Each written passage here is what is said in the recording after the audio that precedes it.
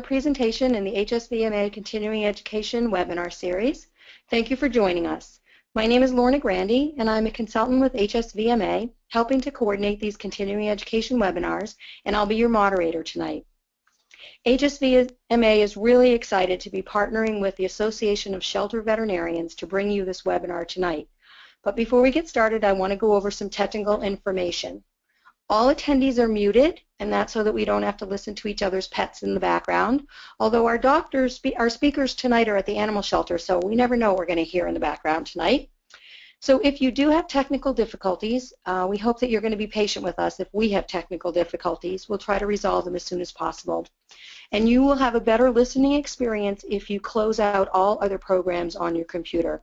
But if you do have trouble with reception on this live presentation, it is being recorded, and so you can listen to the archived version later. Most of you out there tonight are HSVMA members, and we thank you for helping us to accomplish our mission. And for this special joint webinar, a lot of you out there tonight are ASV members, and we welcome you. So please let me tell you a little bit about HSVMA.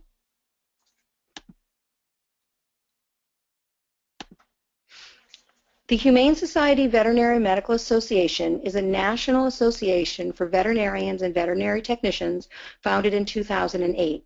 Our focus is on animal health and welfare. These photos are from some of our programs. HSVMA provides a forum for veterinary professionals to advocate, educate, and serve. Animal advocacy consists of activities such as working on legislation and educating the public about animal protection issues. HSVMA educates veterinary students and provides CE such as this webinar and many in-person CE programs as well. HSVMA also promotes humane teaching methods in veterinary education. Several veterinary schools have HSVMA chapters, and we provide suture labs and other education programs to those student members at no charge. One of the service programs we provide is RAVS, Rural Area Veterinary Services. RAVS staff and volunteers work in rural areas where the community is often underserved, providing millions of dollars of veterinary care to families and their pets at no charge. And you can earn continuing education credit by volunteering with RAVS, so if you're interested in doing that, please let us know, and we'd love to get you into a RAVS program. So please be sure to know that we are going to be sending you a follow-up email, and that will have links to the handouts and information mentioned tonight by our speakers. And don't worry about writing things down, writing down what you see on the slides. A copy of the presentation will also be included in this email. Before I introduce our speakers, I want to tell you how to ask questions. Please type them into the questions section of your dashboard. And tonight, we'd really like it if you guys would feel free to tell us about your experiences working with your local animal shelters. We'd love to know what you're doing out there. So at the end, we're going to get to as many of these questions as we possibly can. There are a lot of you out there tonight, so we'll do our best. Tonight's topic is a really important one, and I'm proud to introduce this evening's speakers. Dr. Katie Luke Broaddus is a graduate of Texas A&M College of Veterinary Medicine. After a couple of years in private practice, Dr. Broaddus began working as a full-time staff veterinarian at the Austin Humane Society. As a chief veterinarian at Austin Humane, Dr. Broaddus supervises the medical care of over 11,000 animals each year and helped to found the AHS Feral Cat Spay-Neuter program, which has since served over 40,000 cats. She's had the pleasure of building partnerships with 12 local veterinary practices that provide free or discounted services to Austin Humane Society animals, totaling over $55,000 in free veterinary care each year. Dr. Broaddus currently serves as Vice President on the Board of Directors of the Association of Shelter Veterinarians and is heavily involved with the Shelter and Disaster Preparedness Committees of the Texas Veterinary Medical Association. Our other speaker this evening is Dr. John Fott. Dr. Fott is the owner and medical director of Firehouse Animal Health Center in Austin, Texas. Born and raised in West Texas, Dr. Fott spent much of his youth working with and surrounded by all different kinds of animals. This background led him to pursue a degree in biomedical science at Texas A&M University. He then earned his DVM degree from Texas A&M College of Veterinary Medicine. He has served as in an advisory capacity for local animal welfare organizations, and Firehouse Animal Health Center truly believes in the value of partnerships. So Dr. Fott makes it a point to have a charitable piece in all of his practices. Austin Humane Society has been a key partner dedicated to finding creative ways to working together to further the cause of finding homes for pets that need them. So please help me welcome tonight's speakers. Take it away, guys. Thank you, Lorna. That was a very great intro. Thanks to all of you who are joining us out there in internet land. We're all happy to be here and talk about this subject. Dr. Fott and I are actually classmates and went to vet school together at Texas A&M, and we're so excited that we get to partner this way now that we're both in our respective practices. And so we were going to just talk briefly about why we feel so strongly about this presentation. As a vet at the Austin Humane Society, it's been a focus of mine, having been in private practice prior to being a shelter vet. It's been a focus to build partnerships with the community vets, not only for the benefit of the shelter, but to make sure that we're working collaboratively with the vets in our community and that the vets in our community feel supported by the Austin Humane Society as well. So as Lorna mentioned, we work with currently 8 partner clinics. We have worked with up to 12 in the past, and some of those are just practices that have sold and things like that. 6 of those are day practices, and we work with 2 specialty clinics regularly. So this totals over $55,000 in free services annually. So it's a great benefit to us, and we'll talk later about how we've set up those and how we maintain those. Yeah, thanks for. This is John Fott. I am got recruited by Dr. Luke here to do this. We've gone way back and always had a great working relationship with the shelter stuff. And doing this presentation was just another way that we could kind of try to overlap our different perspectives. So looking forward to getting going this. But Firehouse is a practice that's been in Austin for about 3.5 years now, and we actually have 2 locations. And the shelter piece of that is really important to us. We collectively right now do, between both practices, about $25,000 worth of donated services to shelter groups in our community. That's kind of the basis of that, but we try to find a lot of other ways to work around that we'll kind of get further into in the presentation. But Dr. Luke's always been a great person to work with, and so we'll kind of jump in here and get going. And so you don't get confused, I go by a pseudonym, Dr. Luke, and that's my maiden name. So either one you'll hear is kind of no worries. We'll kind of bounce between those, but it confuses everyone, so I apologize for that. But we're going to move on to, we're going to start off with just a poll. We want to get an idea of who's out there in the audience, and this will help us better tailor the details that we're talking to you about, and it also helps us know if we're reaching the right group when we're talking about these things. So if all of you guys can take a second and just read through this poll question and answer for us, we'd greatly appreciate it.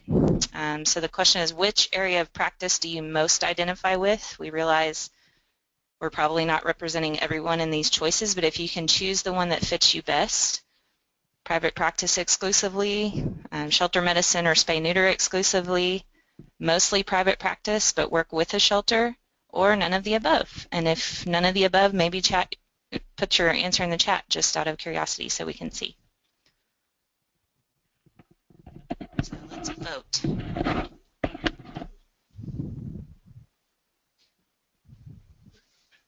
Okay, so we're starting to get some votes, and we'll just sit here for a second and let everybody get their votes in so we have a good representation. Looks like so far it's a lot of shelter folk, shelter and spay-neuter folk, mostly private practice people working with the shelter, which is great. I'm curious about the none of the above, so feel free to share how you identify yourself in the chat, because we'd love to see those answers too, and that'll help us make sure that we're targeting all the right audiences when we do this presentation again. So, okay, so if we can go ahead and hit up those results. You guys are seeing those results there. Okay. All right, so we'll move on. Thank you guys for voting. That was good participation. So we're going to get started with just kind of talking about commonalities between shelter, we're mostly talking about veterinarians here, but shelter people in general, shelter employees, volunteers, but with a main focus of vets, because most of us here are veterinarians tonight. So talking about commonalities between shelter employees and private practice veterinarians, and just wanted to start with this slide to just remind everybody that we all have a same overarching goal, and that is healthy pets that are in loving, lifelong homes, and this is our goal. We all kind of get to that in different ways and manage different parts of that process, but overall we have that same common vision, and we can remember that anytime we struggle with understanding perspectives, that we're all working toward the same thing. So we're going to talk about in a few minutes some of the barriers that keep us apart, but we're going to point out common ground as we go. Yeah, I think it's private practice veterinarians. At the end of the day, we all went to vet school to help people and their pets, and our goal is always to get these pets moving in the right direction. I think the shelters, we always talk about passing the baton. They get the pets in the homes, they pass the baton to us, and the whole goal is that we provide these healthy pets in loving, lifelong homes, like the screen says. And so we'll kind of work through how we're going to get through that.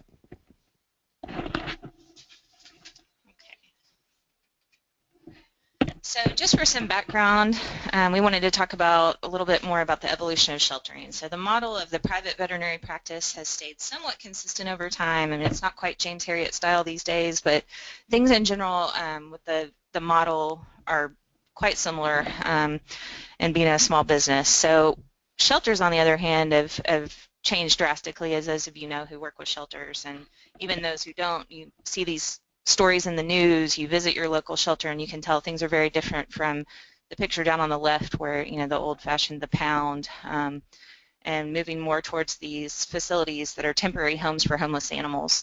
And things we can all feel proud of, but with it comes, a different set of challenges, a different set of expectations, and that kind of thing. So we just wanted to kind of touch on those.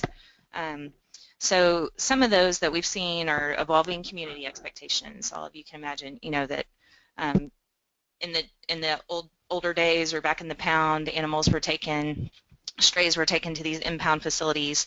They were primarily intended for stray collection and euthanasia if the animals weren't reclaimed or rehomed. And so they weren't focused on sterilization. In the New York shelters in the 1920s, over 95% of the animals were euthanized. And so these were really collection facilities and sort of nuisance control type facilities rather than what we see today. So since the ASPCA was founded back in the 1860s, animal sheltering has changed quite a bit. Now we see over 50% of vet schools teaching shelter medicine in some way.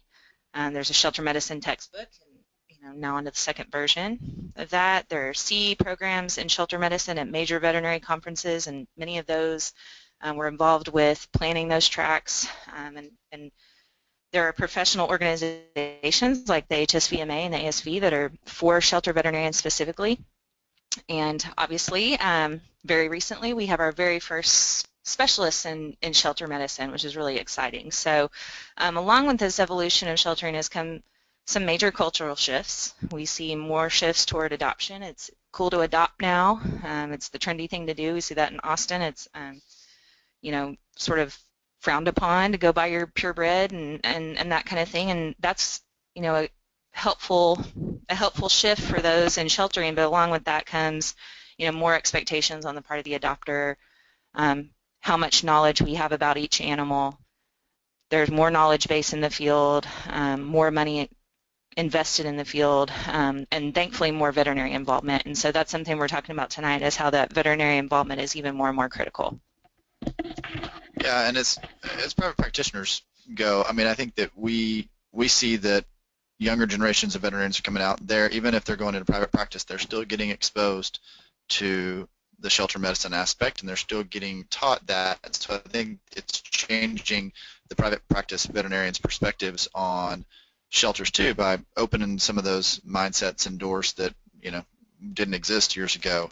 I also, being in Austin, Texas, we live in a community that is very animal friendly and shelter animal specifically, and I think we can't, as private practitioners, our clients, this is where they're getting their pets from primarily, and it's their, our clients and customers are engaged in philanthropic efforts for the shelters, so we have to be as good veterinarians in our community. We've got to be, kind of on the forefront of helping that cause, because that's who our customer base is, and they're all involved in that as well. So this is just a summary slide of kind of a day in the life, and again, this is just kind of fleshing out perspectives. So not to say there are two sides or anything like that, but just thinking in terms of, if you're a community veterinarian, sort of what a day in the life of a shelter staff member or shelter vet looks like, and vice versa. So overall, a little bit different focus. Again, our overarching focus is the same, but for a community private practitioner, they're focused on a lifetime of care, whereas the shelter is primarily focused on a short-term health and wellness, hopefully, and the goal is short length of stay and getting an animal into its new home. Then the community veterinarian takes the baton from there, like John said. So another difference is just the community veterinarian is going to be focused on that individual or that family of pets, whereas the shelter needs to focus on herd health or the population. As we've evolved in shelters, there's more and more focus on individuals, and that's wonderful, but having to keep that herd in mind at all times is a little bit of a difference.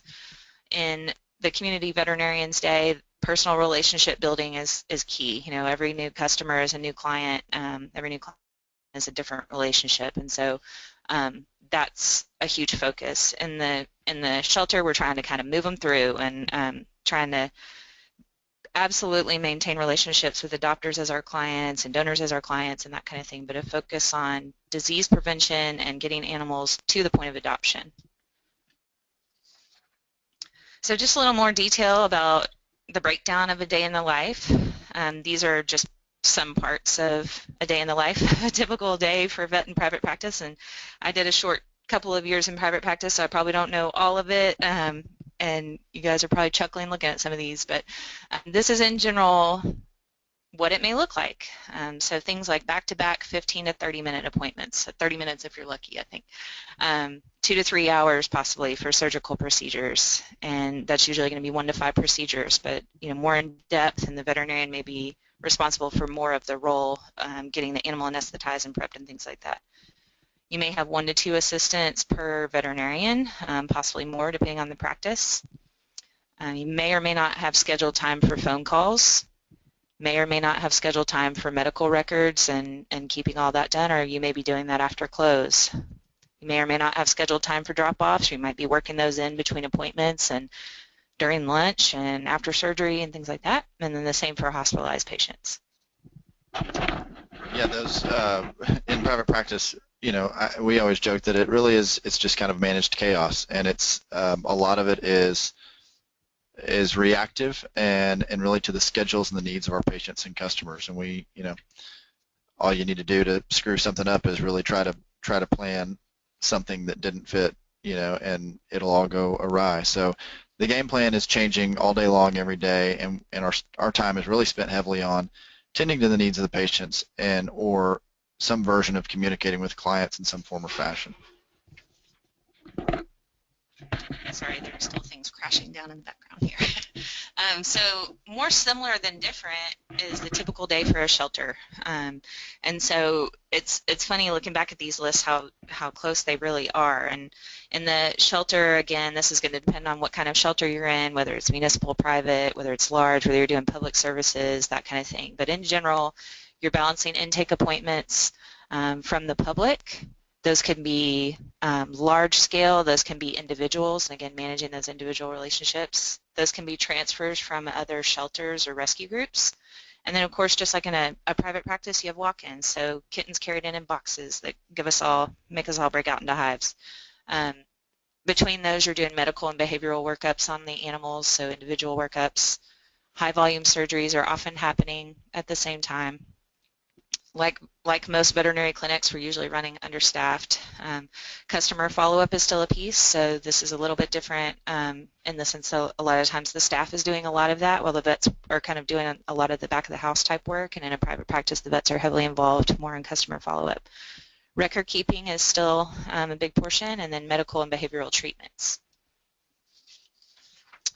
So having given this presentation a few times before, these are some opinions that we've kind of collected over time, and I'd be really interested to hear in the chat as well what are some others you've heard or ones that you personally hold. And if you're embarrassed to admit you personally hold them, you can say you heard it somewhere else. But these are barriers to partnership and opinions about veterinarians from shelter people. So whether this is volunteers or staff or sometimes even the general public. So we're not doing this to bash each other. This is more about understanding what those perspectives might be, and then we'll transition into solutions in a few minutes and talking about how we can combat these things. So common ones we've heard are that vets might be all about the money, and so we would remind everyone that veterinary clinics are small businesses and they have to be mindful of keeping their doors open, and money, unfortunately, is something that you have to be concerned about. So just keeping that perspective. Another one is they don't understand how shelters work, and I would say to that, then show and tell them. So if your private veterinarians in your area don't know how shelters work, that's a little bit your fault. So get out there and attend the local VMA meetings and talk about your shelter, maybe have open houses and things like that. And we'll go into these in more detail in a minute. Another one might be we send them so many new clients and we get nothing in return. And I would say, have you asked? So ask for what you want in return, or maybe evaluate which clinics you send a lot of clients to and see if they're, that might be your first stop. Another one I've heard is they tell adopters to return sick and injured pets, and this happens here too. And a lot of that is just opening lines of communication. So talking to those vet partners or vets that aren't partners with your shelter, but talking to them, letting them know how things work in the shelter, apologizing if you miss something, being honest and, and accepting, if we miss something. And so just opening up honest lines of communication. Another is they aren't willing to donate their time or services, and we'll talk about that later, but that's often untrue. So it's important to ask and be mindful that the answer may be no because they're already doing that with so many others. They think everything in the shelter is sick, and this may be a way that you share data with them, or again, tours, and we'll go into a lot of these in more detail later. They either think we should save everything or euthanize everything, and this has happened to me often, and I've seen it change over time in Austin, where I've had partners who are friends and they're saying, why are you doing this? Why are you saving this one? This money could save 10 other dogs. And I've had it the other way, where they say, you should treat this and this is how you should do it. So it's just sharing what the shelter is able to do and your philosophies. So thinking from the other perspective, from the veterinarian's perspective, the private veterinarian, these are some common views we've heard about shelters, nonprofits, and rescues, and some of these are things that we've heard here too. So we just want to go through those. So one may be competition, and we're not going to go into low-cost services tonight because this would turn into a 5-hour webinar, but we realize that's a hot button nationwide, and that topic will continue to be discussed in large forums, so we don't have the answer to that today, but realizing that that's a hot button for folks is the first step. So I would say share your mission, stick to your mission, and demonstrate goodwill. Show that you care what the other party thinks about, and that we're not here just trying to run all the vets out of town. We're definitely all in it for the same reasons, but that we need to kind of keep in mind what our boundaries are. Concerns about quality of medical care in the shelter, and so this is an opportunity if you have a shelter veterinarian or if you have a vet who works with the shelter to share what some of your SOPs are, so standard operating procedures, or give tours of the shelter to show them this is where we isolate a respiratory infection, or pointing out and being humble, but pointing out challenges you have with that. Like, this is why we have trouble with this, and a lot of times that's an opportunity for the clinic to jump in and say, we can help with that. Assumptions about competency or trustworthiness of shelter staff. And so we've done a few of these where we do team meet and greets. You have the clinic staff come tour the shelter, not just the vet, but have their team come, because often they are dealing with most of the questions from adopters or owners, doing tours of the clinic or tours of the shelter, and then even co-hosting events or inviting them to shelter events so they can see what you're all about. Misconceptions about how shelters operate, and again, this is education, and a lot of it can be done with tours and meetings. shelters or rescues always begging for more. And again, we'll talk about that, but these vets are spread thin and often they're already giving. So setting parameters and being consistent with your expectations.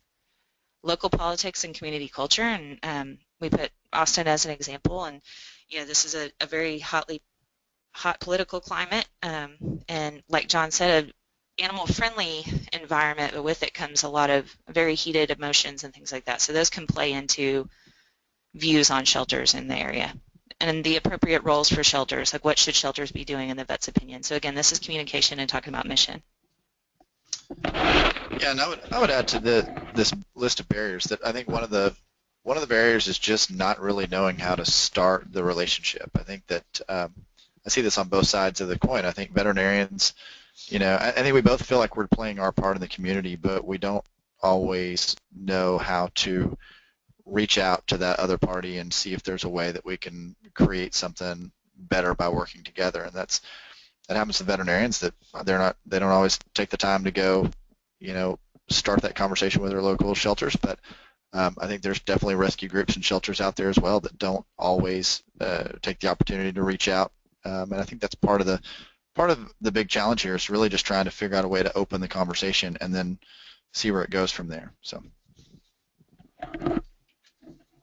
So continuing with barriers, we thought it would be important to outline for those who haven't been in private practice or it's been a while, just to remind folks that the business model is a little bit different than what we see, and obviously shelters vary quite drastically with business model, but we just, since the goal is to partner with vets and ask them for help, we wanted to go through this. So we're not going to go into great detail here, but keeping in mind that the veterinarian who owns the private practice really has to balance the business and all that it takes to keep that business in operation. So this is a huge balance for them, because obviously they care about animal advocacy, that's why they're doing this, but they have to keep the bottom line in mind. So often what they're giving a shelter or rescue groups is coming directly out of any small fraction of practice profit, and often I've heard of practice owners who don't even pay themselves a regular salary. So just keeping that in mind, that we're asking a lot, and any help they give us is so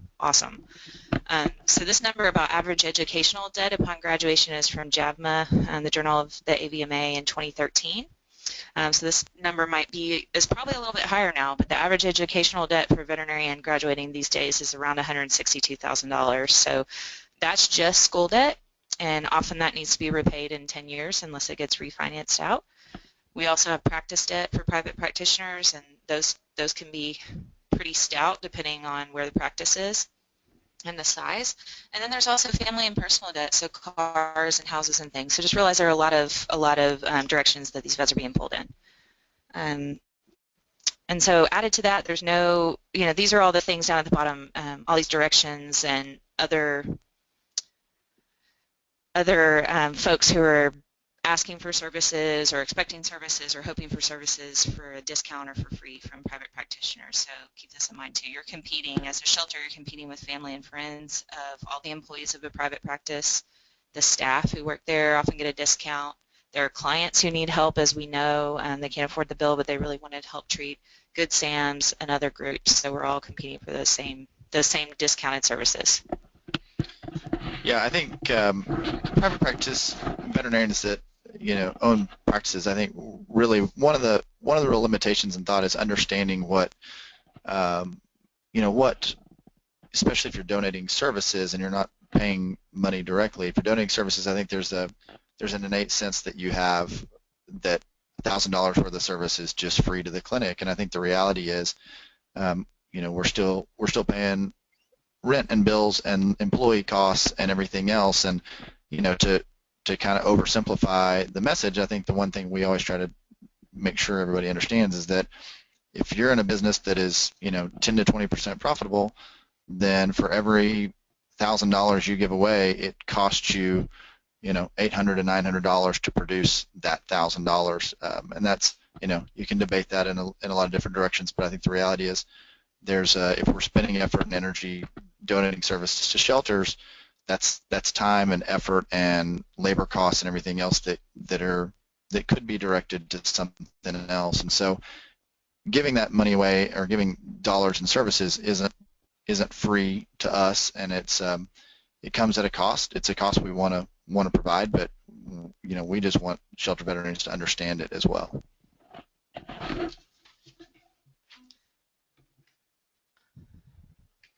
So reiterating what Johnny just said, just kind of summing that up, is discounted and free services don't just involve the supplies or or the staff time that's there. I mean, there's labor costs for the staff.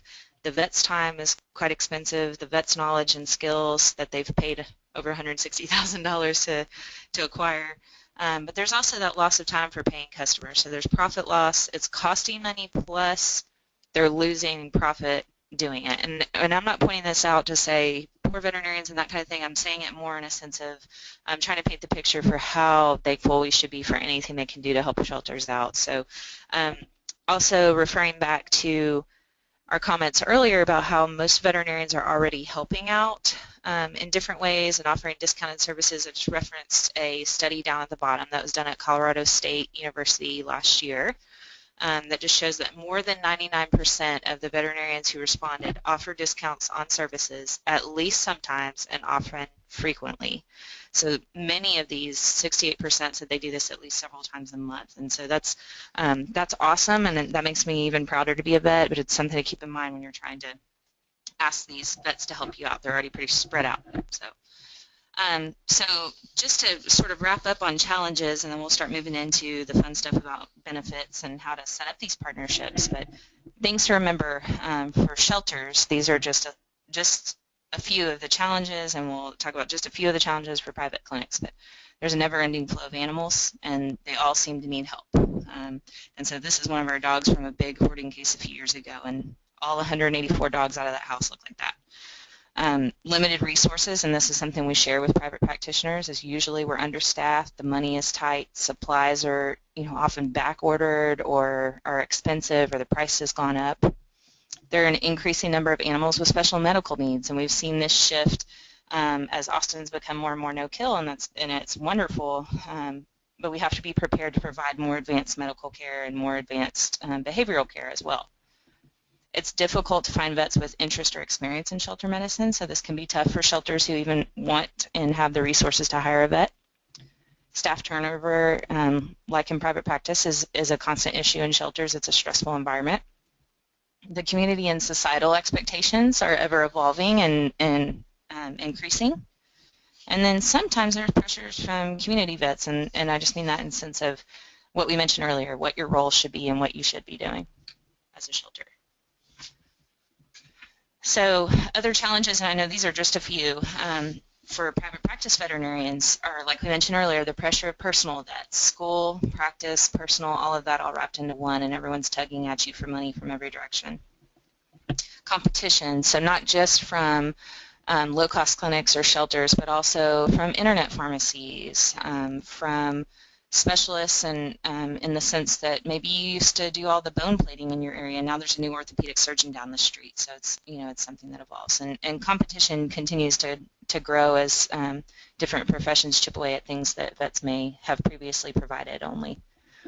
And the economy is obviously always a factor, and unfortunately this is just reality. But pet owners often will rely on disposable income to pay for their pets' health care. And, obviously that's not across the board true, but anytime the economy tanks and people have less disposable income, you can see a drop in how many people seek out veterinary care. The pressures of small business ownership that we mentioned earlier, so management, payroll, conflict resolution, all those fun things. Building the practice, so the pressure to not just stay stagnant, but to continuously get new clients, add staff, and grow the business. Then, of course, staying current. So with CE, the ever-evolving legislation, customer service, customer experience, and this is something that Firehouse does tremendously. If you have questions about that or ever want to learn about customer experience in a private practice, we're very impressed with how Firehouse does that. So just want to give you that plug, John. Thanks. Yeah, and I'll add to this that I think what we're seeing globally is that there's this veterinary pie is going in so many different directions, and financial hurdles for both business owners but also associates and even staff members on our staff are growing. in some areas faster than incomes can keep up, and that animal healthcare pie is kind of getting divided up by more and more interests as many other people over the last 15, 20 years have entered the veterinary marketplace that didn't exist there before, and that puts some limitations on how far our philanthropic availability goes. It also creates competition for the philanthropy, the shelters, the nonprofits that really need that help. There's more and more. I mean, in Austin, Texas, I feel like there's a new animal welfare group developing, every other day, and so it puts a little stress as it pulls away from those resources that people like, the animal or the Austin Humane Society can pull together all the time. So it's I think that's always kind of, there's growing demands, there's growing resources, which is great, but there's growing demands, and it's constantly being divided as well.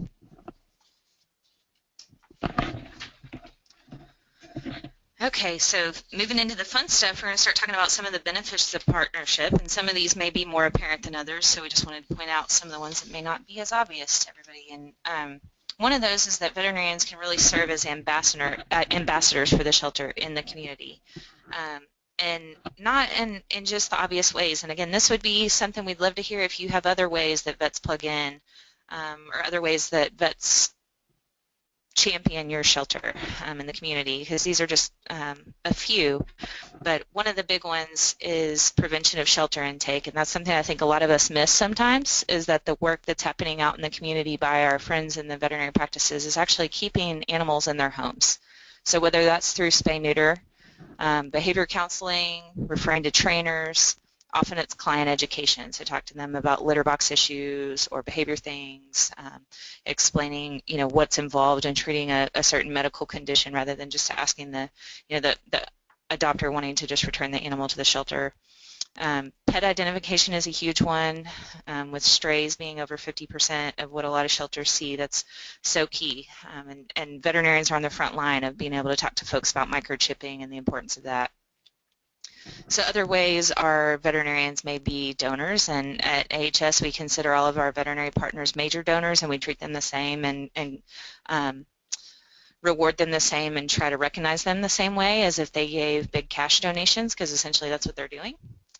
They may be volunteers, so we see this whether they're coming in to do spay-neuter or they're coming in during disaster response or whatever. They can plug in that way. They may be board members. Often they're referring adopters to the shelter, and again, like John said, there are a lot of choices for adopters these days, so that's really beneficial. They may provide low-cost or free veterinary services for shelter animals, and that's a big topic that we're talking about tonight. But remembering that they may do low cost as well, and that's just as beneficial, and that's a big perk while the animal's still in the shelter.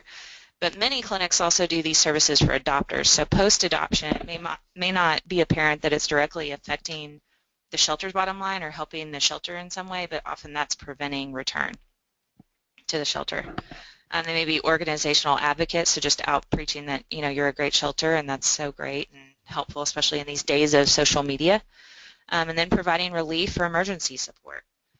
So shelters often assume vets don't want to help, and they either don't ask or even avoid community vets, but shelters can be your best ambassadors in the community. So remember that they're interacting with the pet-owning public more than any other profession, and it's really a great opportunity. So some of the benefits to vets, and Dr. Fott may chime in with some other ones here, but these are just some, to working with shelters directly, is that shelters can send you lots of new clients and new patients. So these may be adopters, which is what we think of automatically, but they can also be volunteers or staff, and we see that quite a bit here, where our staff and our volunteers almost all have pets, and they want to know, Dr. Broadus, who do you think is a great veterinary partner? Where should I take my dog? This is what's going on with my cat. Where should I go? And our first thought is we send them to our vet partners, because we know these vets better than anybody else in the community. We know they provide great care. You may help, the shelter might be able to help with strays or abandoned pets, and that's something we try to do for our veterinary partners if they have a dog dumped or an animal that can't be managed medically by the owner due to finances or whatever, that we'll try to help out with those. this is a huge benefit is if you establish a direct line of communication with the shelter as a veterinarian. Is sometimes it's just a matter of having a partnership so that you know who to call if you see an adopted pet and it has something wrong with it, and the adopter's looking at you thinking, as the new vet, what do I do? You're telling me this is going to cost $600 and I can't do that. I just got this dog last week. So how do you reach the shelter? If you already have that established partnership, that's a huge benefit. It's being able to reach someone. There are tax benefits, obviously, for doing these donations and low-cost services. And then the good image in the community, so that philanthropic image that John was talking about. Yeah, I think that most of us veterinarians got into this profession because we enjoyed healing injured and sick animals and preventing disease, and so I think that in of itself is a great reason to want to partner with your local community groups. But above and beyond that, it's obviously, it's good for business, it's good for the community, it's good for our own personal souls to be able to give back and have some causes that we can champion.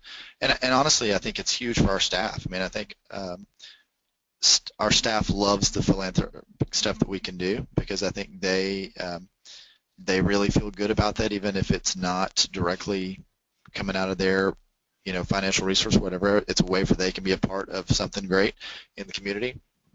And the other thing that I will say is that the cases that you guys get are fun. I mean, they're probably not fun for you because they're kind of a pain to deal with these crazy things all the time. But when you're in practice for a while, you don't get to see some of the things that y'all get to send to us. So it's nice to be able to take on new challenges and see diseases you've never seen before, and those things are it's kind of a crazy benefit, but I think it's nice to challenge our brains a little bit every once in a while, and sometimes these shelter cases help us to do that. So what I just heard Dr. Fott say is send him all the weird cases from now on. Thanks, buddy. So now we're going to move into building relationships, and this is the part where we get excited, because this is finally, we've talked about perspectives, we've talked about challenges and what things make this road an uphill battle, but now we're going to talk about ways that we can bridge those gaps and build relationships and maintain them.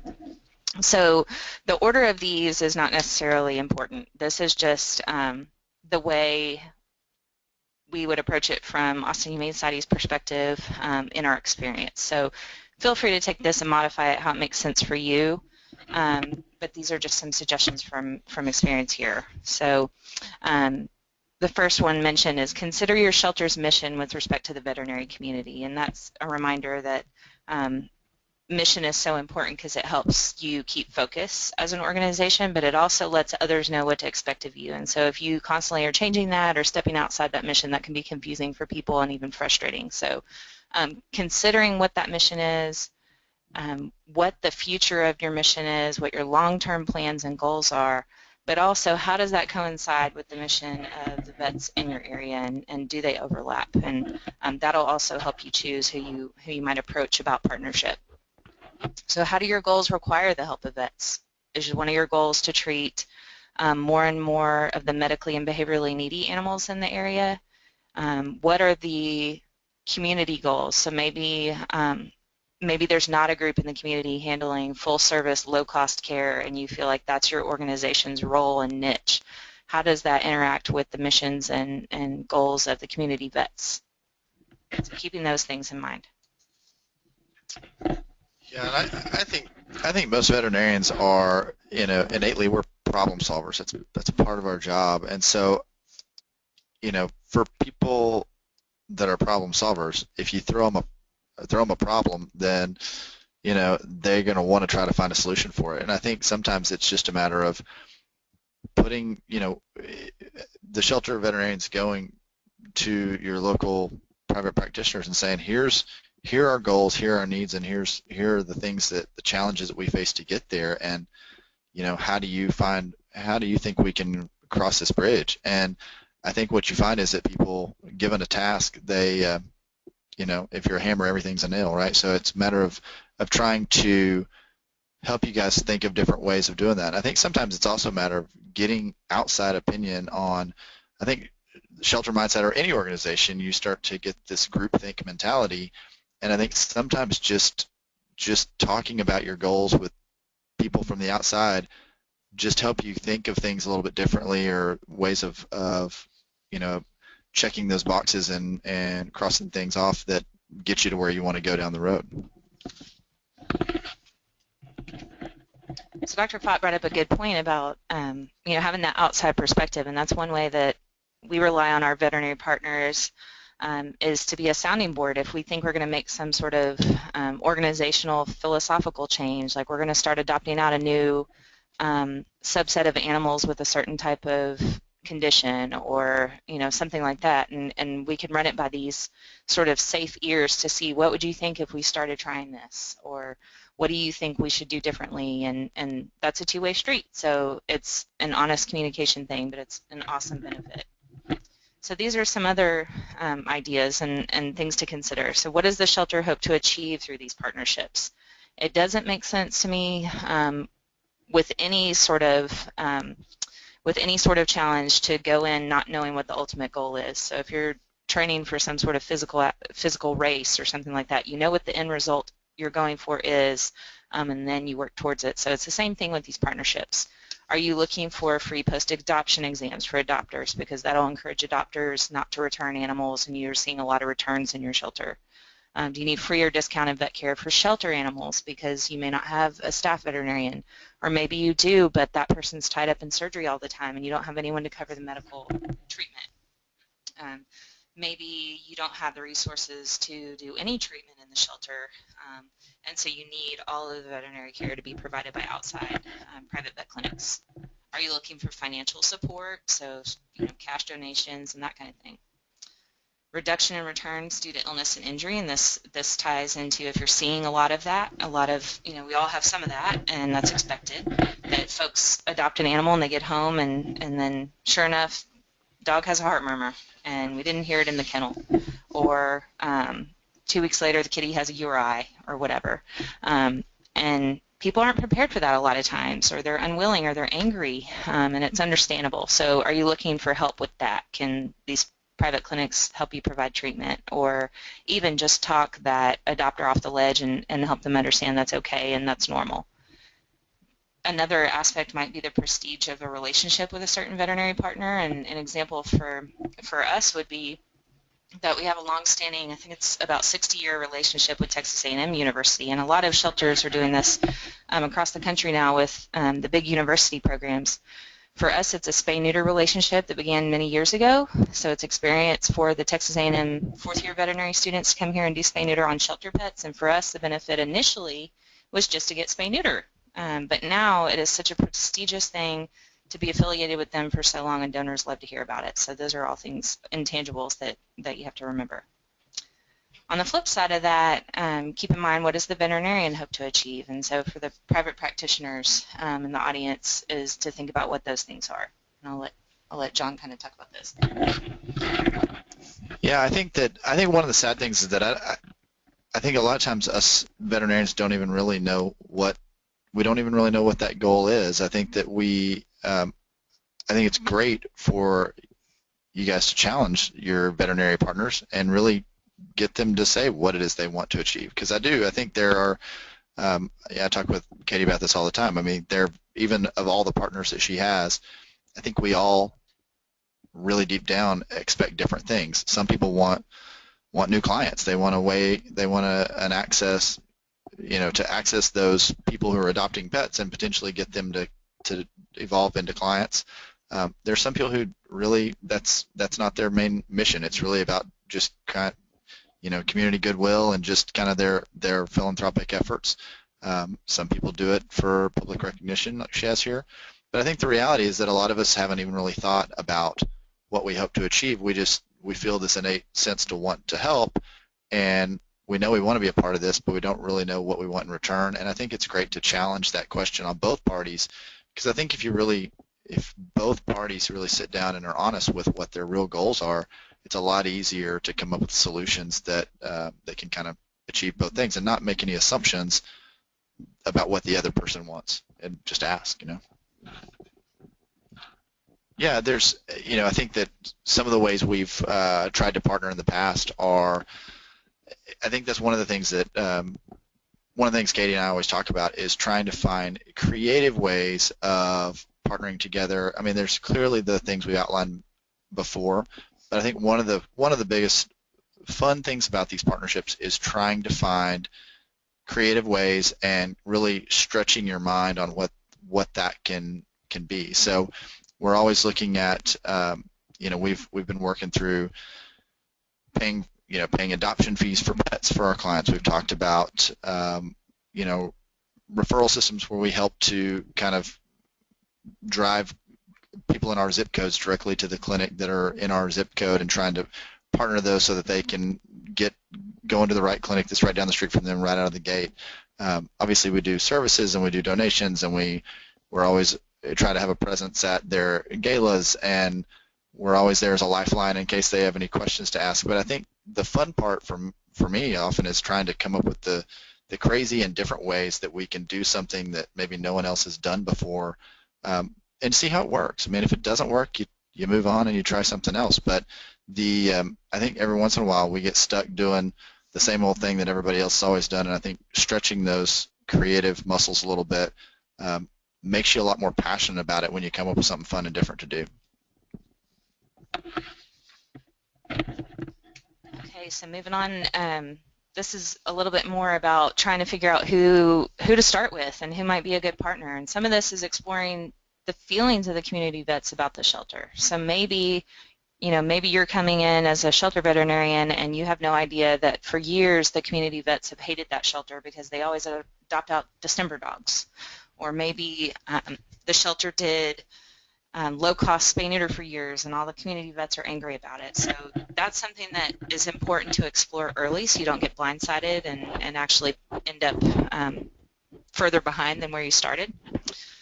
Part of this is identifying vets or shelters, if you're a private veterinarian, who might have common goals or ideals, maybe a similar level of expectation, or in our case with Firehouse, a similar level of what we're going for customer experience. So we really respect what Firehouse does to make sure their customer experience is good, and it actually pushes us to work harder to do the same thing here.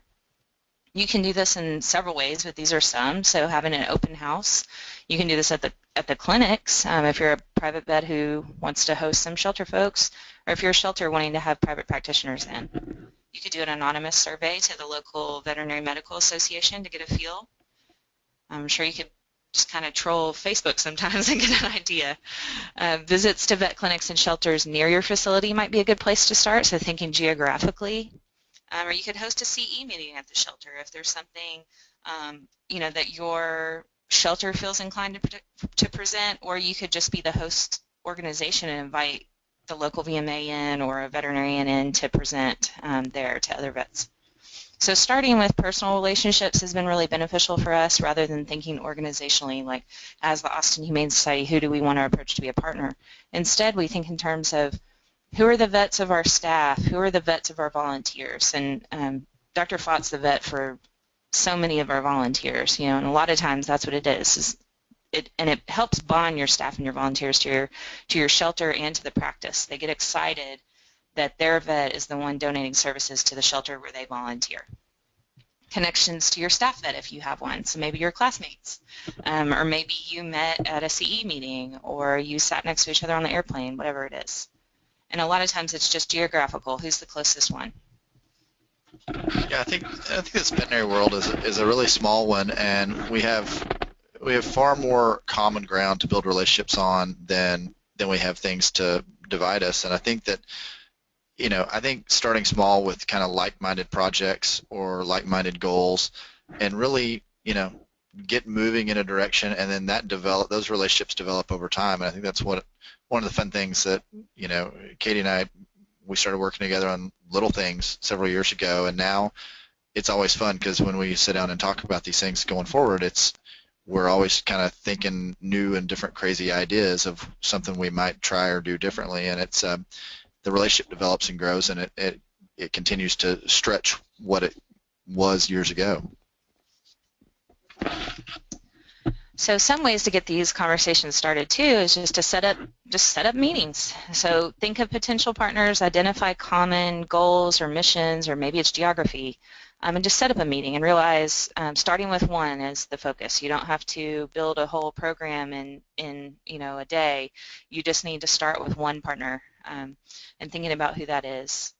So some possible discussion points, just for ideas, are talking about what your ideas as an organization are, what your goals are, what you see in the community, or finding common ground, and even sometimes just complaining about the same thing together. What they hope to get from partnering, what each group hopes to get, what is your goal, and that's a time to be honest.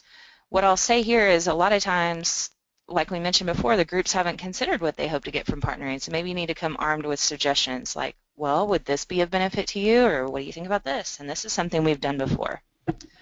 How the other group plans to cope with adopted animals from your shelter that are sick or injured. I said the other group, but I mean the private practice. So, and that goes both ways, asking the private practitioner, like, what kind of things do you see coming out of our shelter?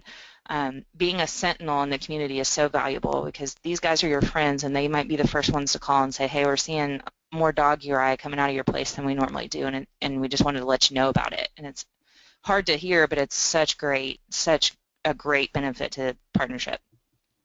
Any concerns, like I mentioned, so they're seeing sick pets, or there's an angry adopter who's probably going to call you today, so just heads up, that kind of thing. And so it's important to stay calm and open to feedback. That's hard for most of us as humans, but remembering that we need to be respectful, consider the viewpoints of the partners and each other, and be reassuring. We don't want to get so wrapped up in our day-to-day and our needs that we forget what our partners need. A lot of this is just like a marriage or another relationship, is just staying open to feedback and having honest conversations with each other. Yeah, and I think one of the big lessons for me also is I think we get these ideas and we want something to happen now as soon as we start the first meeting or the first discussion. And I think the reality is that just like any other relationship, those things are fostered and they take time to develop. And your first meeting may not feel like much came out of it, but if you stay with it over time, somewhere along the way you'll end up lining up on a similar like-minded project, or something may pop up. And as long as you keep everybody in the know with what your goals are and what your missions are and what your expectations are, then if you kind of stay in communication and keep bouncing those things by each other, then I think it usually will develop into something that y'all can do. And I think consistency and honesty and just good communication over time is really how these relationships get built. So we've mentioned some of this already, but just kind of hitting back on these because they're so important, is considering the goals of the shelter and the potential veterinary partner. Are they compatible? Is there a vet partner who feels like you should be euthanizing everything and you're in a 97% live release rate shelter? Is there a way to make them compatible if they're not? And if they're not, don't try to force a square peg into a round hole. Maybe just move on to a different partner. Or consider, is there a way over time to have conversations that may evolve, but it's important to recognize not all of them are going to work out. So start with that and looking for commonalities. I mentioned this a little bit earlier, but give the partners a way to help and offer options for recognition. So this has been something that we've been trying to do more in recent years, and you'll see in your handout section, and also that'll be sent out with the presentation later, an example of our agreement that we have veterinary partners sign with us. And it's not to be a binding contract, it's more to set expectations from the outset, but it's also let partners know these are the ways that we plan to recognize you. And so when we're talking to new partner clinics, one thing we'll be doing in 2016 is talking to each partner in a more a la carte kind of way. And so I'd encourage you initially, if you don't have these partnerships set up, to come up with common things and have a sort of a general template so people know these are ways we can help the shelter, these are options for recognition. But then as you evolve, you can start to make those more individualized and make sense for each clinic. So like John said earlier, some clinics want new clients, some don't. They've been around for 30 years, they don't want any more new clients. They want the recognition. They want their name on your website, whatever it is, and find out what's most valuable. So these signed agreements primarily are to outline the terms. So they, for ours, it includes a start and end date. Most of ours are a 12-month agreement. We call them pledges because we don't hold anybody to this. We're just saying, how much do you think you can do this year in free services, and then we kind of work it off like a checkbook system. The point of contact is so key, and we can go into more of that later, but that's one of the biggest perks to the veterinarians out in the community. Is we all know in the morning shelters are, most of the staff is cleaning.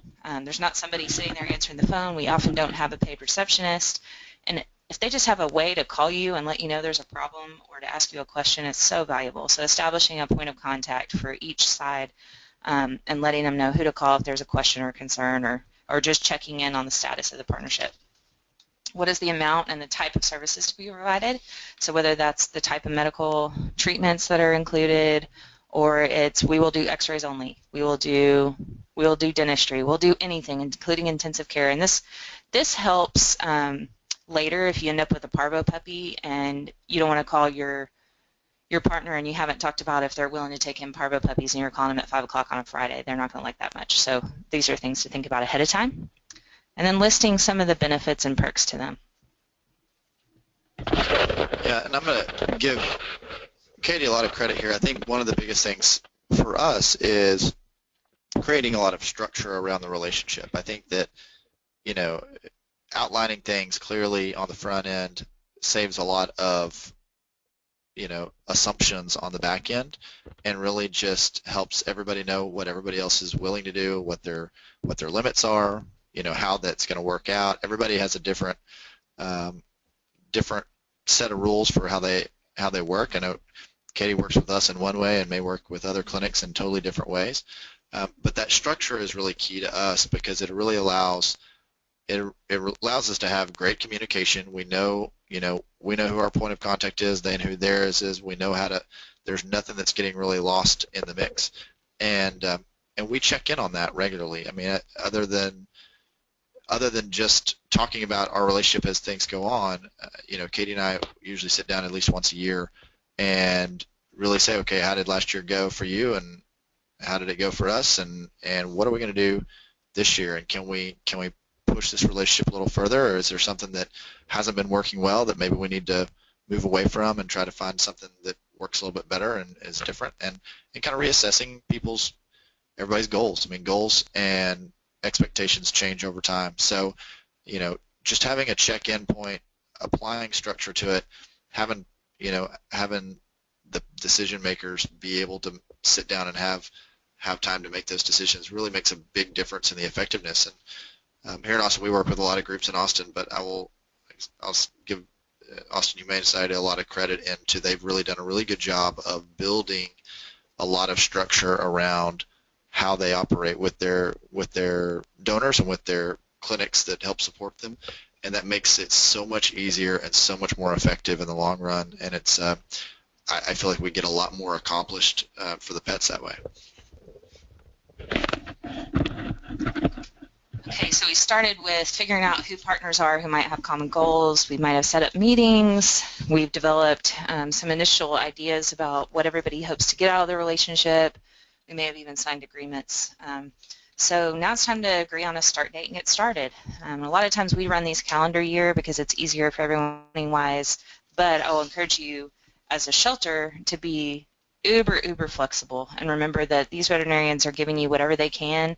And so basically our answer when we go meet with a new veterinary partner is they say, well, what do you need us to do? And I say, whatever you think you can do. And they say, well, how does it work? And we say, well, this is how we've worked with other partners in the past, but we can make it work however it works for you guys. And you can just see them kind of take a deep breath and the tension let up as their staff realizes we're not going to be sending crazy cases at closing or making them have to come in for ICU cases over the weekend or whatever. It's really all about what the partner can do and agreeing on that up front and then being super flexible and accommodating. So maintaining ongoing communication, of course, with any relationship is so vital. These might be calling partner clinics if you're having a significant outbreak to let them know, hey, some of the animals we're adopting out may be coming in with these symptoms because we're seeing some of this in the shelter, to give them a heads up. Remember that a lot of times in the shelter you see things, like John said earlier, that you don't see as often in private practice. I never saw a distemper case in private practice, and unfortunately in the shelter you see that more often than you want to. So you might serve as a resource for some of those things that the private practitioners may not see as much, and it's a more routine thing. Let's see. So another thing is to consider having your shelter vets, if you have them, attend the local VMA meetings. Maybe they do a presentation, or maybe they're just there and representing the organization and being available for questions. You might add local vets to the shelter newsletter distribution list so they can see what kind of things you send out to your donors, what kind of stories you tell, and get a feel for the organization better. So we said this earlier, but it's important just to start with one. You don't have to create the whole program tomorrow. Remember, just like anything, that people talk, and so vets talk too, and we'll compare notes about the groups they work with. Shelters will compare notes about which vets they work with on the other side of that.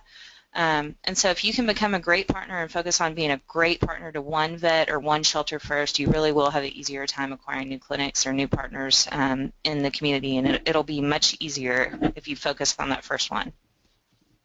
And I think that it's, once you get the ball rolling, right, it seems like you kind of get a better idea, and then it just gets to be fun because you get to talk about, like we said before, about doing creative things and trying to find different ways to partner together and really ways that you overlap. And I think the more you talk about those things, the more it develops, the more you realize there's a lot of opportunity for both groups to work together towards common goals going forward. So the biggest tip I would give any group who wants to partner with another group, whether it's a clinic looking for shelter partners or a shelter looking for clinic partners, is to make it easy to work with you. If you are an attractive partner because you make it easy to work with you, people will come. So what can the shelter do to make it easier for the vet to help? And this is from a more shelter perspective on this one, but some things are having that direct point of contact with decision-making authority. So not maybe the person who is a volunteer on the weekends and doesn't really have any ability to help the partner when they call with questions or needed decisions. Setting up billing arrangements, so if you're not doing things totally for free, or if there's some things that the clinic needs to charge for, is figuring out how that needs to happen and how you pay them quickly, so you make sure that you keep them happy and everybody's on the same page. It may be that you schedule appointments or you do drop-offs, and that works differently with each partner. But we often, what we tell the partner clinics, they'll say, well, how does it work? Do you schedule appointments or do you drop-offs? And we say, whatever you want us to do. And we continue to do that every time we make an appointment. Providing medical records from the shelter is so helpful. And a lot of times we don't know much in the shelter, but if you do, any observations, like the volunteers noted that the dog started limping after he ran outside, even every little bit of information, because that's historical knowledge for the vet, and they're taking the medical case up, and any of that information can be helpful. We try to also pace our requests and rotate partners, so we're not calling the same clinic 5 times in the same week for x-rays on large squirrely dogs with a possible knee injury. So keeping in mind, how taxing it can be to a clinic to see multiple shelter pets in the same week when they're balancing an already busy schedule and trying to make that work for them. And then adapting to feedback, like we said before, being open, honest, and accepting of feedback and reacting to it. Yeah, I think, and that's, again, it's one of those things that in the veterinary practice, because of our, chaotic lives and we're kind of reacting to everything around us, that the ability to partner with a group, it really depends on how efficiently and how well that relationship can work. And a lot of that's based on the structure we talked about before. We always talk internally with our staff about the, intent, the mechanism, and the results. And I think there are a lot of groups with great causes that have great intent, but the lack of mechanism to get the directed result that they want really stands in the way of being productive. And when you don't have, when you have bad experiences because of breakdowns in communication and there's just, we're not meeting eye to eye on things and things aren't going efficiently, then it makes it harder to want to continue those relationships. So kind of what Katie's saying here is, the easier you are to work with, the more you want to work with those people, and the more you really want to give all of your resources to the groups that are doing a great job with it, and it makes a big difference. So we're talking about maintaining relationships now. We've built them up and done all this work to create them. Let's make sure they last. So in addition to making it easy to work with you in the first place, you should make your partners feel needed and keep track, be organized. So I didn't include it in the handouts, but if anybody's individually interested in how we track these things, you're welcome to email me and I can share kind of how we do this. Basically, keeping track of each partner's account separately. So what we do is an Excel spreadsheet. I'm a spreadsheet dork, but each clinic has its own page. We keep track of the VIPs for each clinic. So we have the clinic owner, who's the manager, who's the primary point of contact. We may have emails, we may have cell phones. It's all different for each partner. Establishing contact information for both parties. This can be really frustrating if you're a veterinary clinic, especially if you work with any emergency clinics, and we have one we do. If they're trying to reach somebody at 10 o'clock at night because a foster brought in a shelter pet and the foster knows they're not supposed to make financial decisions because the shelter's paying the bill, the clinic needs to know who to call. And that can be tough, to have that responsibility. But if you establish that and the partner clinics know who to contact, or maybe they have a list of a few names, it really goes a long way and helps them do their job better, more likely to help you in a great way. So that's important. Setting preferences, like I mentioned earlier, maybe some clinics prefer drop-offs, some may prefer appointments, and you just need to be flexible and work with that as a shelter. Establishing which services are available, and we track those on all those spreadsheets too. So each clinic's page might list, if we go to this clinic, they provide orthopedic surgery only. We're not going to use, the other services aren't available. Or many of our general practices offer up just about everything, but we know, some prefer to do more sort of one-and-done type things like x-rays or day surgery, but they don't want to manage like an intensive care patient. And that's okay. They all balance each other out. Tracking the amount donated each year if you're doing free services. So for us, we start that as a positive credit on that sheet, like say the donations for $5,000. We'll put the date, who talked with them, who they talked with, the donation. We may indicate on that same tracking sheet that a thank you was sent or what conversation was had, so that we make sure that we're taking care of each other. And honestly, you don't want just one person knowing what these relationships are about. Again, these are big donors, so these shared documents help everyone in the organization know where we are with each partnership. And again, just a little plug, partners, use the gift they're given. So not only to give everybody a break, but to remember that they donated to you because they want to help you. So if someone donates $2,500 in services and you never call them all year long, they're not going to probably feel inclined to do it next year. They felt like you didn't need that. These are core values of partnership that we feel like are so important and would have kept us working positively with partners. And some of that is common vision. Obviously, there'll be some differences, but overall, our goal is healthy pets and lifelong homes, and we're all working towards that. Honesty, and sometimes that can be hard, that can be painful on both sides, but it's so important. Obviously, mutual respect comes along with that, and then open communication.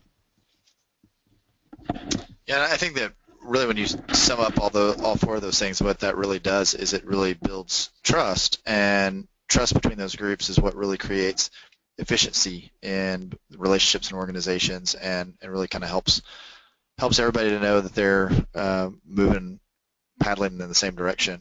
So it's a great thing to keep on the forefront. So despite all our best efforts, sometimes conflict may arise, and these can be minor and still rock the boat, if you have had an otherwise pretty smooth relationship with a partner.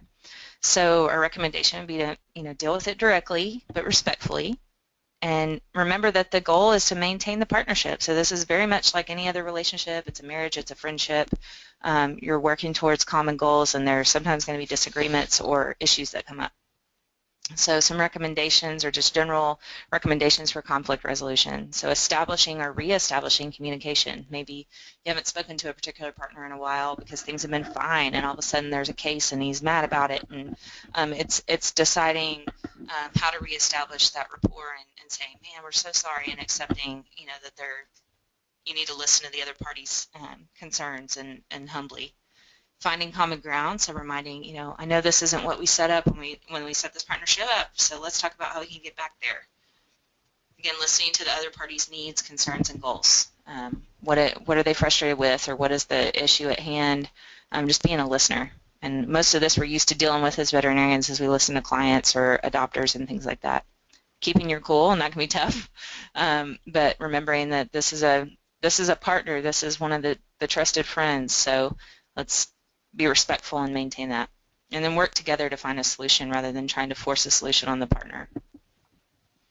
I think we always want to make sure that, if we have one or two divergent viewpoints, we don't want that to really get us away from the common ground there, and want to make sure that we can always get through whatever the disagreements are and move forward and find a way to get to the other side as fast as possible so we can move on down the road. So again, with making it last, and this one is really important across the board with any relationship, but I just feel strongly about this for our partners, and this is where our staff knows, like, pretty clearly, don't mess with one of our in-kind partners. Dr. Broadus will not handle that well. So is the importance, so important to be gracious and to remind your partners how much they mean to you. And so that can come in different ways. Some of that is the recognition that you're going to establish in your agreement. You might outline what kind of recognition you're going to provide on your website, or maybe it's your mailed out newsletter. It might be social media. Maybe you highlight cases that go out and like their pages too, and often our partners will post those cases on their pages as well, and their pictures while they're treating them, and give a shout out back to the shelter too. It may be in some sort of tactile gift like certificates or plaques, or some sort of award you give out each year.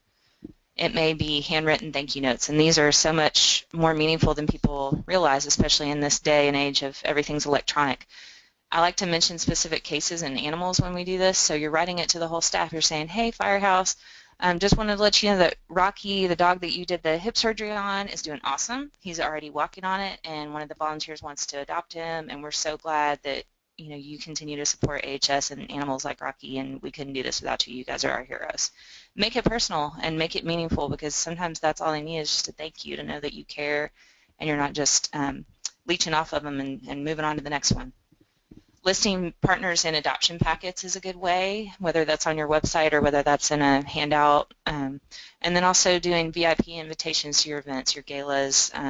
Maybe you do teddy bear surgery, and the vets want to come in and hand out things from their practice. Or you do adoption events and they have a table there.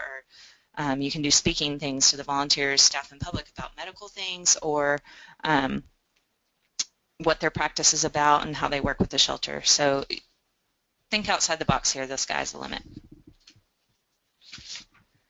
So wrapping up, it's important to, when you're establishing these partnerships, is to initially kind of understand what the perspectives and misunderstandings might be, and try to work to correct those with tours, meetings, visits, education, calm, two-sided communication. Identifying common ground is so vital. Remember, we're all in this together and we're all working toward the same thing. For the most part, we're all trying to get those pets into homes and keep them there. Explore the goals of each party. So what are you trying to get out of the relationship? And be honest with it, and remember to suggest if people don't know, because they want to help you, they don't know how. So tell them how they might want to. Communicate, and that's obvious, but so important. Be thankful and be kind. So if you've had an experience and it wasn't your favorite, let the partner know, but be nice, and remember that it may be the opposite direction one day where they've had an issue with you or your organization, so be kind. And then work to maintain the relationships. And then hopefully the overall goal is to enjoy the benefits of a great partnership. So we wanted to open up this poll. So as Lorna mentioned at the beginning, this webinar has been the first-time partnership between the HSVMA and the ASV to provide a webinar. And so we wanted to just get an idea of you guys who are attending, whether you're a member of HSVMA, if you're a member of ASV, if you're a member of both, or if you're a member of neither. So if you could just take a few seconds here to vote and let us know.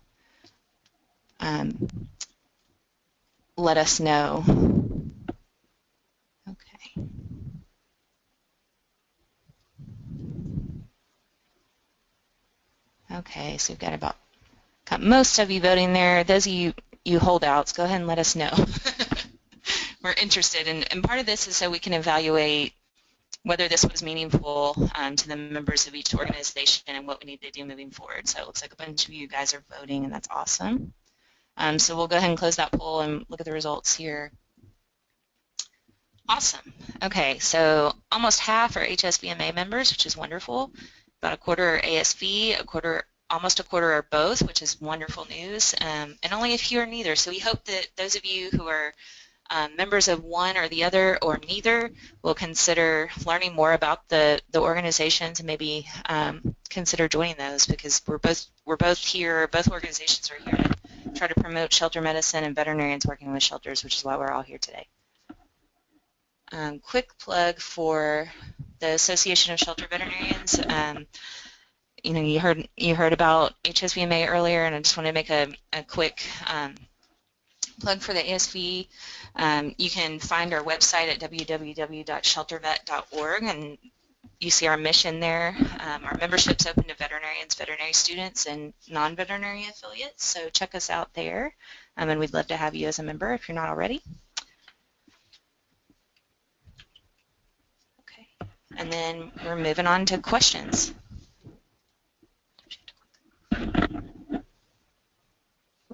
Hey, thank you so much. Can you guys hear me?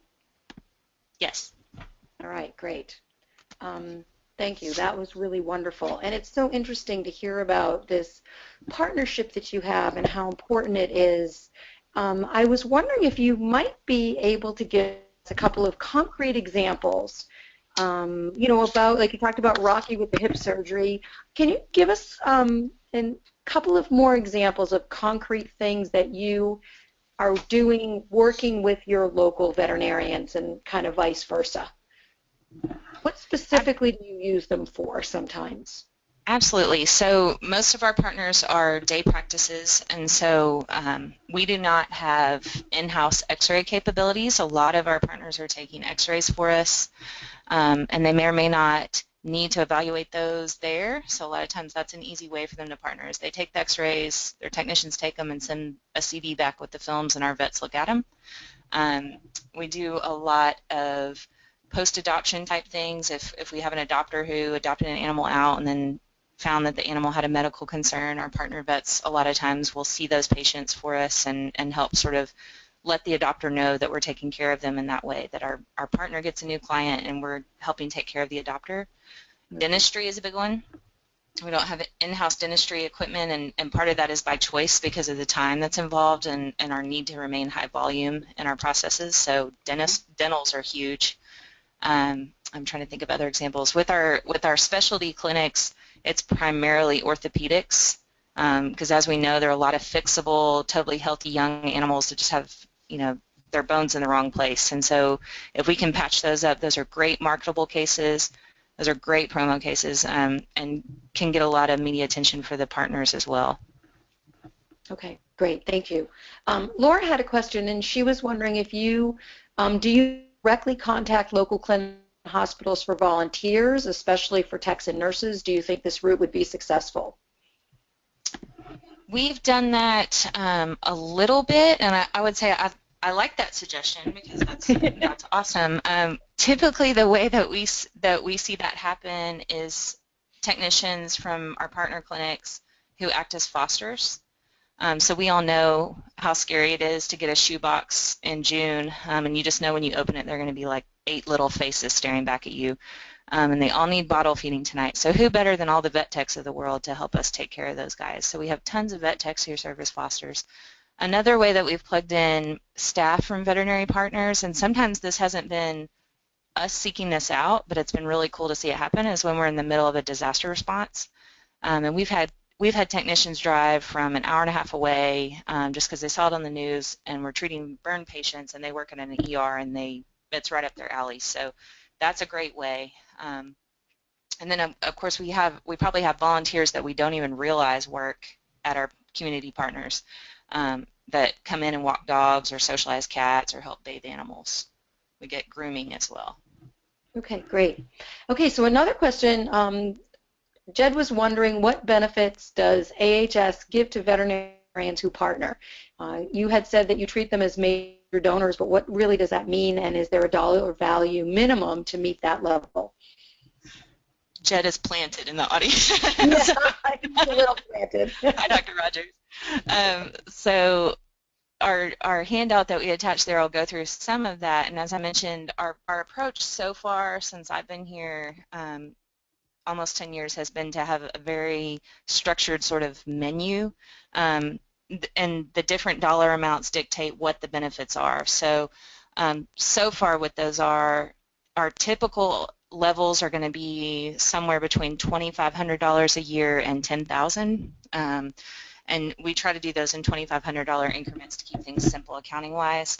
So the tangibles are recognition in the paper adoption packet, listing of veterinary partners on our website, so we have a separate partners section on the website. We try to highlight cases from our veterinary partners, and we're trying to get more consistent about that on our social media. Recognition of the clinic's logos in our annual galas brochure, so making sure that all of our donors know who our partners are, and our donors are really appreciative and want to patronize those clinics as well. Sort of one that we don't mention on there, or there's several we don't mention. We don't mention on the form, but this kind of evolves, is we refer our staff to a lot of these partners. They want to know, where should I go? Where should I take my animal? And a lot of times the partners are so awesome because they give them a discount when they find out they work at the Humane Society. They know that, you know, these guys don't make a ton of money, and they just want to help them out with their pets. Another intangible we don't list there, or we might be overwhelmed with animals, is that we try to help out with strays and dumped animals at these clinics, and some use that more than others. So those are some examples. What we're going to be looking at in 2016, and John and I have talked about, we've had numerous conversations about these things, but is trying to make the relationships all more individual and more a la carte, and really evaluate what each clinic wants from the relationship and what are possibilities that we haven't thought of before. So we want to move more in that direction and make it even more valuable for our partners. Yeah, it's really great. And I think when you're talking about, you know, the value of a thank you, it's such an important thing. Here where I live, the local shelter has relationships with a number of private practices in the area, and they do so much for them. And I think that you can't thank people enough. Larry was asking whether or not you think that things are a little bit different if you're a municipal shelter. Is it a little harder to make those relationships, or do you think it's the same? Yeah, I may let Dr. Fott speak to that some, because his clinic does partner with our municipal shelter. I think the consideration is probably going to be more different in the aspect of what you can do for recognition than it is what the shelter, how you can work with the partner. I think it's more going to be about the limitations of what you can give back, because maybe new municipal shelters don't have galas, or may not rally donors because they don't do as much in the development field and that kind of thing. But do you have any insight on that with working with those animals there? Yeah, we work with the local group in Austin in a similar capacity with the way we work here, and it is a little bit different as far as the relationship goes, and kind of, you know, and I think that they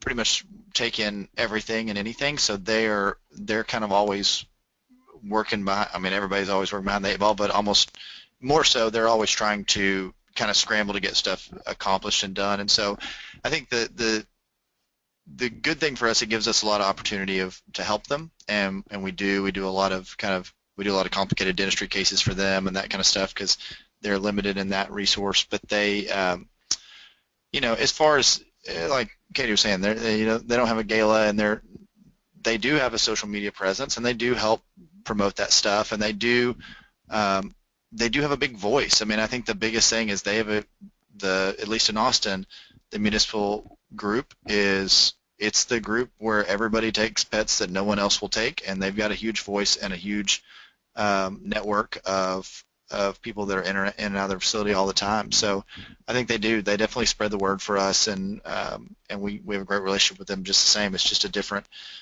outcome, and it's all kind of set out at the beginning, right? It's setting the structure and the expectations on both party sides. Right. Okay. All right. Well, that's great. I think we're going to have to wrap it up here, and I'm not sure. Can you guys tell me, are you seeing my slides right now? I don't know where we're at. We aren't. Katie, do you have, can you, if you guys, Now we are. here we go. Wait a second. I got my, I got my opportunity here. I can see it now. All right, great. So thank you both so much for this. This was really, really helpful. And as someone who started my career in animal shelters and is continuing to constantly try to bridge the gap, and as HSVMA obviously is as well, we really, really appreciate this opportunity. And I want to remind folks that you are going to get a PDF of this presentation. You will have ways that you can contact our speakers. So if you have any further questions, there's also a handout that's going to come in the follow-up email, but it's right here in your control panel, a sample of a partnership form. So we thank you both very, very much. This is a really important topic. I want to wrap up by just reminding everyone that if you want to get your CE credit for tonight's presentation, please fill out the survey that's going to be coming in the follow-up email. It would be great if you could fill that out within 2 weeks. We would really, really appreciate that. We want to tell you that what's upcoming next in our webinar series is an introduction to veterinary rehabilitation therapy with Dr. Andy Looney. Dr. Looney has presented for us before and has been a very popular speaker. That's going to be Wednesday, February 24th, and we hope that we'll see you there. I want to remind you that we do have our archived webinars, and one in particular I'd like to point out because of tonight's topic. If you are veterinarians and you're going to be partnering with animal shelters and rescues, we really do recommend that you vet them, that you want to learn more about them, be sure that they're doing what it is they tell you that they're doing. There are some amazing shelters and rescues out there, and there are some that may not be what they appear. So our webinar specifically about the tipping point is one that can give you some pointers on how to identify rescues that you may want to be working with. So thank you, everyone. We really, really appreciate your being here. Happy holidays, and thank you so much for joining us. Good night.